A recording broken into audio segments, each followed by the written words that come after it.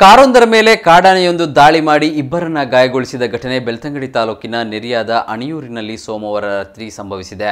ಕಾರಿನಲ್ಲಿ 6 ಮಂದಿ ಇದ್ದು ಅವರು ನೆರಿಯಾದ ಸಂಬಂಧಿಕರ ಮನೆಗೆ ಪ್ರಯಾಣಿಸುತ್ತಿದ್ದರು. ಪುತ್ತೂರು ಮೂಲದ ಅಬ್ದುಲ್ ರೆಹಮಾನ್ ಮತ್ತು ನಾಸಿಯಾ ಗಾಯಾಳುಗಳು ಎಂದು ತಿಳಿದುಬಂದಿದೆ. ರೆಹಮಾನ್ ಅವರ ತಲೆ ಮತ್ತು ಕಾಲಿಗೆ ಹಾಗೂ ನಾಸಿಯಾ ಅವರ ಕಾಲಿಗೆ ಗಾಯವಾಗಿದೆ. ಗಾಯಗೊಂಡವರಿಗೆ ಕಕ್ಕಿಂಜೆಯ ಖಾಸಗಿ ಆಸ್ಪತ್ರೆಯಲ್ಲಿ ಚಿಕಿತ್ಸೆ ನೀಡಲಾಗಿದೆ.